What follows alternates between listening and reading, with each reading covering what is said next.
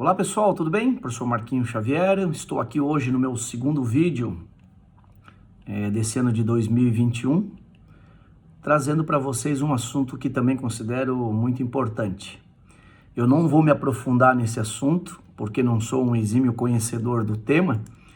Eu conheço aquilo que para mim é o suficiente e importante, e não vou me aprofundar então para não cometer erros em relação ao assunto propriamente escolhido por mim. Feedback. O que é o feedback? De que forma ele acontece? Tenho um grande amigo que conhece muito desse tema, né? O professor Rodrigo Carlet, que fez inclusive a sua dissertação de mestrado recentemente sobre o tema, né? Feedback. E quem quiser pode seguir ele nas redes sociais, Rodrigo Carlet. Ele pode ajudar vocês a entender um pouquinho melhor. Mas eu vou ficar com a parte que para mim é interessante. Eu vou ficar com a parte que para mim é a parte mais importante, né? Esse é um assunto que eu gosto demais de debater, porque é um assunto que tem muito a ver com a forma que eu trabalho.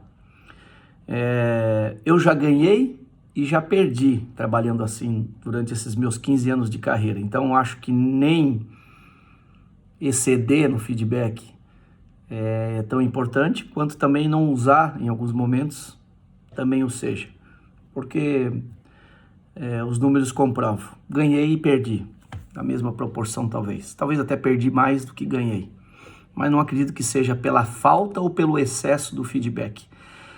O feedback que eu quero falar para vocês hoje aqui, conversar com vocês, é sobre as informações que a gente acaba passando para os atletas no período de treinamento. Eu gosto de separar bem as coisas. Para mim, o treinamento ele tem uma importância muito grande na construção do entendimento do atleta em relação ao jogo, às dificuldades do jogo, às estratégias, ao que o oponente oferece para ele, às situações que ele precisa sair daquela estrutura tática, né, daquela organização, para ele poder decidir algo que é do momento, que é daquela ação essencial. E eu não gosto muito de interferir nisso nos treinamentos. Eu já fui cobrado também por algumas pessoas que dizem, pô, mas tem que dizer para ele que ele tem que ir por aqui, ou que ele tem que ir por aquele caminho, ou que tem que fazer isso. Você tem que repetir isso, porque senão ele não vai memorizar. Será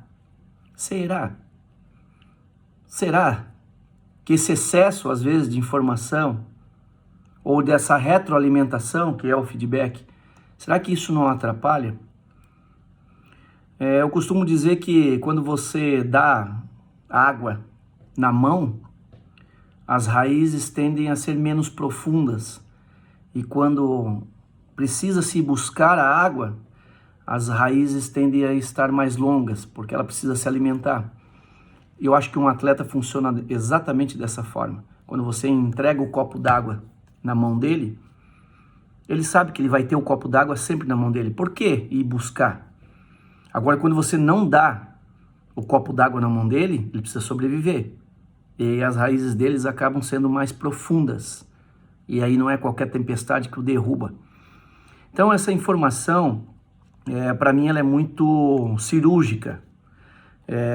Há um bom tempo eu desenvolvo os meus treinamentos, né? Eu já falei sobre matriz de treinamento e sobre catálogo de exercícios em várias aulas, em vários cursos que eu já ministrei, e quem ouviu sabe que eu tenho um catálogo de atividades, não são muitas, que eu repito, né, essas atividades, porque elas vão proporcionando ao atleta a montar as suas estratégias, a descobrir o que está do outro lado, a ler e identificar o que o atleta adversário ou a equipe adversária pretende com determinadas ações e com determinados movimentos.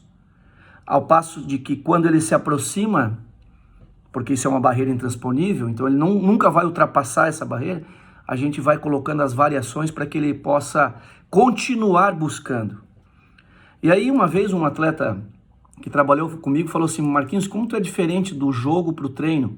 Pô, no treino tu meio que cruza os braços, deixa a gente fazer as coisas, e no jogo tu participa mais do jogo, tu fala, tu cobra, Eu disse para ele assim, por uma razão muito óbvia. No treino, eu treino com as pessoas que eu conheço profundamente. Porque todos que estão ali no treinamento, 14, 15, 16 atletas, que são os que trabalham comigo normalmente, eu os conheço.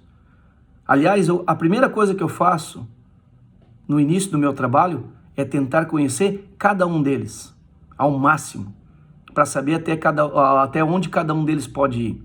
Agora, no jogo, eu tenho um oponente que eu não conheço, ou que eu conheço menos, ou que eu conheço através só de assistir ou de ver jogar, mas não da convivência. Eu não sei do que ele é capaz. E quando eu percebo determinados movimentos que acontecem dentro do jogo, por parte do meu adversário, aí sim eu trabalho com essa retroalimentação das informações que eu vejo, que eu recebo e como eu passo essas informações adiante. E aí eu participo mais. É natural que eu faça isso. Então tá aí só uma explicação, um exemplo para essa situação. Agora, finalizando aqui, eu queria dizer que atletas também gostam de ter liberdade para jogar. E eu sempre trabalhei pensando numa organização mínima. E eu gosto de um jogo livre, organizado. Obviamente que jogo livre não é anárquico. Jogo livre é dar liberdade para que os atletas possam atuar dentro das suas posições, para que eles possam ter uma estrutura a fim de facilitar algumas situações dentro do jogo, para que ele possa resolver o problema com um pouquinho mais de tempo e espaço. Por isso existem alguns movimentos que são realizados. Não é para toda hora manipular o sistema de defesa, muitas vezes é para dar frações de segundos ou centímetros, metros de distância, tempo suficiente para que ele possa buscar no seu banco de dados, né, que está armazenado, algumas vivências que ele já experienciou dentro do treinamento. Então a relação do feedback, da informação, da retroalimentação é um dos temas muito importantes na formação de qualquer treinador. Para quem quiser se aperfeiçoar ou se aprofundar mais no tema, eu deixei aqui no início desse vídeo uma referência que conhece bastante sobre esse assunto. Ok? Um grande abraço, nos vemos no próximo vídeo.